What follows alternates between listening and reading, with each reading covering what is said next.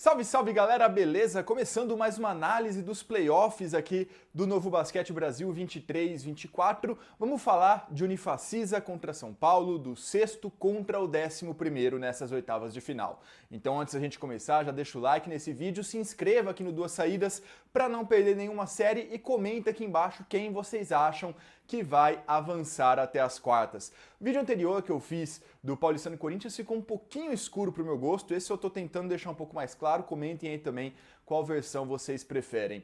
Bom, vamos lá. A Unifacisa começou com uma expectativa muito grande para a temporada. Trouxe vários reforços, Nesbit, Vitinho Leste, Rafael Rachel e a dupla argentina Corvalan e Solanas. Mas logo de cara a Unifacisa sofreu muito com lesões. Perdeu o Gerson para a temporada inteira, esse não joga nem os playoffs, e perdeu o Antônio, um dos cestinhas do ano anterior. E o Antônio, apesar de já ter voltado, ficou fora um turno inteiro praticamente, e a Unifacisa no início da competição, ainda desentrosada, né, já que não joga estadual, melhor dizendo, e faz apenas amistosos antes do NBB começar, perdeu duas de suas principais peças e ficou muito nítido como a Unifacisa sofreu.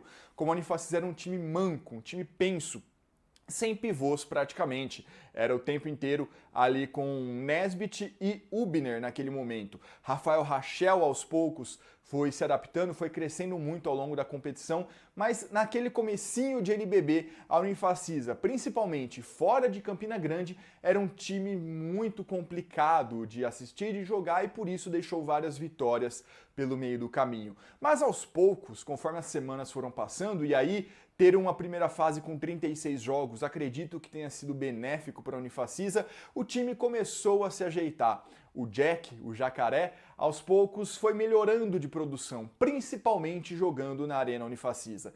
Em Campina Grande, o time foi praticamente imbatível. Ao lado do Bauru Basquete, foi um dos últimos a perder a invencibilidade jogando em casa, e mesmo depois que perdeu, foram apenas 3 derrotas dos 18 jogos que aconteceram por lá. A Unifacisa é muito forte jogando em casa. Torcida sempre apoia, o ginásio é pequeno, então a arquibancada está muito próxima da quadra, é um caldeirão, a lotação está sempre quase no máximo, né? Os jogos estão sempre quase esgotados de ingresso. No playoff com certeza não vai ser diferente. Se a gente for olhar para esse time da Unifacisa, as peças individualmente, o nome que mais chama a atenção, que mais salta aos olhos, é do panamenho Trevor Gaskins, tá? Ali o armador, alarmador, é de fato o jogador mais insinuante do time, um dos mais do NBB inclusive, ataca qualquer tipo de marcação, privilegia muito um contra um, pontua de qualquer lugar da quadra, mas não é assim um organizador de jogada, não é um cara que contribui tanto assim para o time, para além da sua pontuação. Ele é um scorer nato. Se a bola cai, praticamente não tem o que fazer contra a Unifacisa. Fica praticamente impossível vencê-la. Se a bola do Gaskins não cai, a Unifacisa precisa encontrar outros meios de vencer.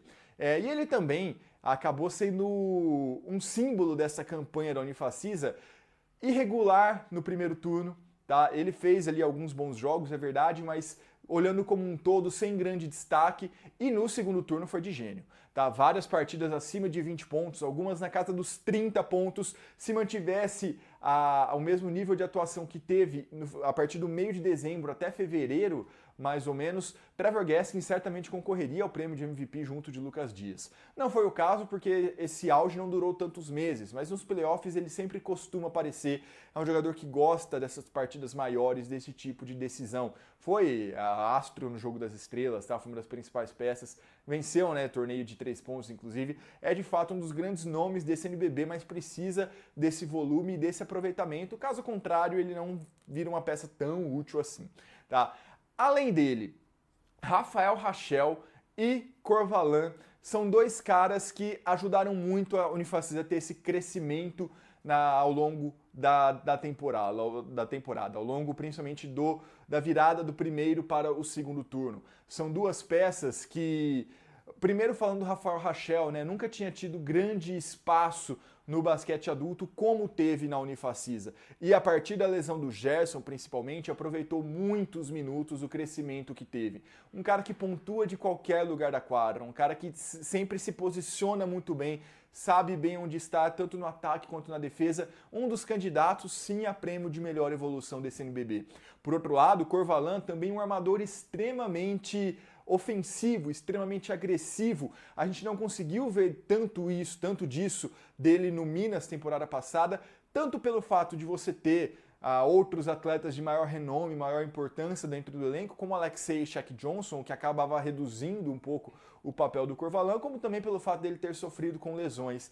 Mas na Unifacisa ele desabrochou e também se tornou uma peça muito interessante, um cara que evoluiu muito de um ano para o outro, e foram dois atletas que ajudaram muito essa Unifacisa quando eu, pessoalmente, aguardava um protagonismo maior vindo de outros lados, vindo de mais de André Góes, mais de Hubner e Nesbitt, mais de Solanas também. Mas em vários momentos, Corvalan e Rachel puxaram essa responsabilidade, puxaram esta liderança da Unifacisa, estatisticamente ou não, para ajudar o time a conseguir muitas das vitórias, que inclusive deixaram a Unifacisa em quinto lugar até o último jogo do NBB. A Unifacisa foi para o último dia de NBB em quinto, mas aí o Bauru venceu o seu último compromisso e retomou esta quinta posição e a Facisa acabou em sexto.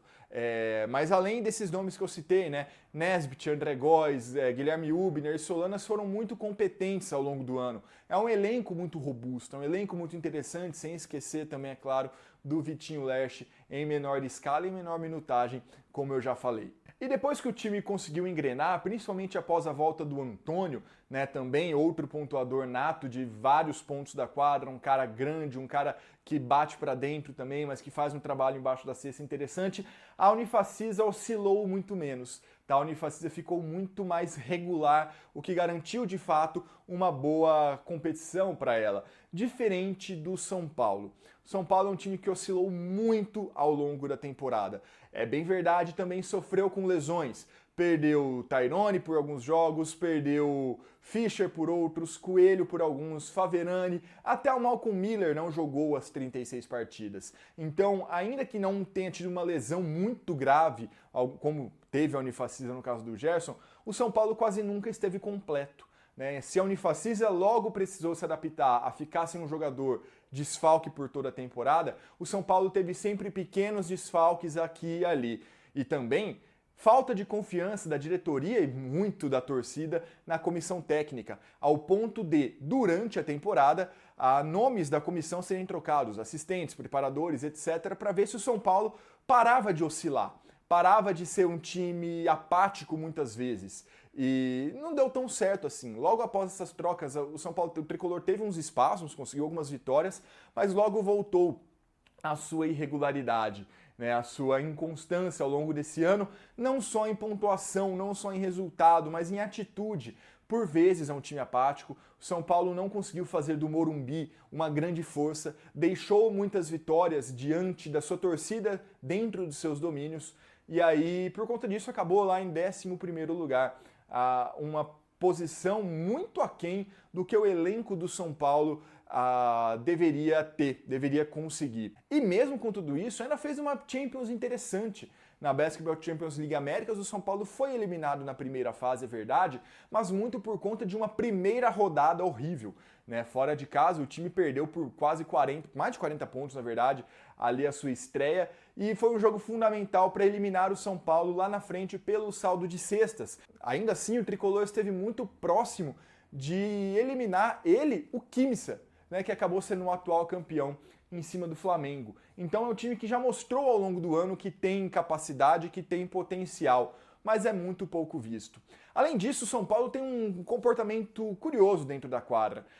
Em todo o basquete mundial, e nisso o NBB se encaixa, os times têm dado cada vez mais a bola na mão do seu melhor jogador, independente da posição deste atleta. Então, pegar no caso do NBB, por exemplo, no Bauru Basquete, o Alex é o melhor jogador, organiza esse jogo, a bola é sua. Ah, mas não é um armador. Você é o nosso melhor jogador, é com você que temos as nossas melhores chances. Resolve isso aí. No caso do Vasco, você tem Cauê Verzola, você tem Eugênios, Marquinhos, a bola nos momentos decisivos e em vários outros ao longo do jogo é sua. Tirando quando o cara é pivô, que isso no Brasil ainda não é muito feito, né? Por exemplo, César Franca não dá tanto a bola assim na mão do Lucas Dias e privilegia sim que ele encerre as jogadas, ao invés que seja o cérebro e o organizador do time. Mas quando o cara já é ala, até um 3, 4, muitas vezes isso já acontece, tá? Na NBA, então, nem se fala, tá? Não vou ficar dando um monte de exemplo aqui, mas vocês sabem do que eu tô falando. No caso do São Paulo, não. São Paulo tem esse jogador de destaque, é o Malcolm Miller. É um dos principais alas de toda a competição, em tese. Na temporada passada, ele foi um monstro pelo São Paulo. É um cara que pontua de todo lugar, é um cara que tem visão de jogo, é um cara que pode organizar também, mas que o time não dá a bola na mão dele. Ele não é o cérebro, não é o organizador do time e também não é nem o finalizador, tá? Quando está em quadra, Malcolm Miller é um dos que menos finaliza as jogadas do São Paulo em comparação com seus companheiros, o que é muito curioso, visto que ele é o melhor do time, tá? Mas isso não acontece, o que acaba sendo um desperdício, a meu ver, desse elenco e desse potencial que o São Paulo tem a oferecer. Por outro lado, o Ansaloni acaba sendo um dos jogadores mais regulares de toda a competição. Sempre entrega seus pontos, sempre muito importante nos rebotes, na defesa, no ataque. É talvez a principal peça do São Paulo, no final das contas, nessa temporada em termos de resultado, em termos de entrega. Eu falei do Malcolm Miller, né, que acaba não tendo essa bola na mão. Quem teve nas últimas rodadas do NBB, no segundo turno, foi o Bennett. E até que deu certo. O Bennett é um cara também de muita qualidade, muita experiência, cresceu muito em pontuação nessa reta final. Individualmente funcionou bastante, o São Paulo seguiu oscilando em termos de resultado, mas pode ser uma alternativa interessante, um crescimento ofensivo mais volumoso no caso do Bennett. Além disso, o que não faltam no São Paulo são jogadores que têm capacidade de decisão, que já decidiram, inclusive, para o São Paulo em playoffs em finais anteriores. Então, Tyrone, Fischer, Coelho e, já usando a camisa do São Paulo, Sivert e Betinho, por exemplo, quando o São Paulo chegou nas finais, foram fundamentais, foram peças-chave para o bom desempenho tricolor. Mas nesse ano não tem constância. Conseguem um jogo bom aqui, um jogo bom ali, uma pontuação mais expressiva aqui ou acolá, mas de maneira geral em bons momentos individuais. Falta uma coletividade, uma constância para esse São Paulo, que não conseguiu extrair o máximo de suas peças com uma sequência interessante, assim como vários outros adversários conseguiram ao longo do ano, que explica muito da pontuação do São Paulo. Opondo os dois times, a gente vê que são estilos de jogo bem diferentes. O tricolor opta muitas vezes por desacelerar as partidas. É um dos times com menos posses, com menor pace desse NBB, é um dos que mais gasta os 24 segundos de posse antes de arremessar. É um time que privilegia a eficiência em detrimento do volume. Já a Unifacisa não. Correria, arremessos rápidos, arremessos constantes, sempre bombardeando o adversário. A Unifacisa é o time que mais chutou de 3 na competição. É a única equipe com mais de 30 chutes do perímetro por jogo, são 31 ponto qualquer coisa. Nem o Flamengo do Gustavinho, que se notabilizou muito por isso nos últimos anos, tem um volume tão grande assim, tão expressivo. E a Unifacisa não. Contra-ataque, tá livre, chuta de 3. Ou ataque 5 contra 5 mesmo, teve a oportunidade, teve o espaço, chuta de 3. Também um dado que mostra isso é como a Unifacisa é um dos times que menos pontuam a partir de assistências nessa competição. Então, muito da pontuação da Unifacisa vem de jogadores conduzindo a bola, driblando, indo para a cesta, indo para o arremesso. Tá? Então, sem que necessariamente venha de um catch and shoot, vem de uma assistência, né? Logo após um passe, a pontuação da Facisa. Outro dado muito interessante para esse confronto é que o São Paulo é o time que mais permite arremessos de 3 pontos dos adversários. Não é dos que mais sofre bolas de 3. É o time que os adversários mais tentam do perímetro. Tá? E se a gente somar a fome com a vontade de comer, a Unifacisa, que é o que mais chuta, com o São Paulo, que é um dos que mais sofre, a gente vê que o tricolor pode ter problemas, tá? Então o São Paulo provavelmente tentará fazer com que esses arremessos, quando acontecerem, porque vão acontecer, sejam mais desequilibrados, o mais escolhas ruins possíveis, sejam piores possíveis as escolhas da Unifacisa. O São Paulo vai precisar forçar isso. tá? Do outro lado, privilegiar a eficiência. Se o São Paulo é um dos times que menos tem posse, é um dos times que menos ataca, no final das contas, né, por conta do seu número, do seu pace baixo, por outro lado, é uma das equipes com maior eficiência por posse, é um dos times com mais pontos por posse, então quase sempre que vai ao ataque, quase sempre que arremessa, o Tricolor consegue uma pontuação interessante em comparação com os demais times do NBB. Vai ser um duelo muito interessante por essa tentativa de tomada do controle do jogo. Foram 2 partidas na primeira fase de pontuação alta, tá? Uma vitória para cada lado, os mandantes venceram a Unifacisa em Campina Grande, o São Paulo no Morumbi, e com pontuação alta. Acredito que seja um jogo muito interessante, de alto volume dos times e de uma busca intensa pelo controle do ritmo de jogo. Quem conseguir impor pela Unifacisa o seu jogo mais acelerado, o seu jogo mais intenso, pelo São Paulo o seu jogo mais cadenciado, quem conseguir impor isso ao adversário deve levar sim uma grande vantagem.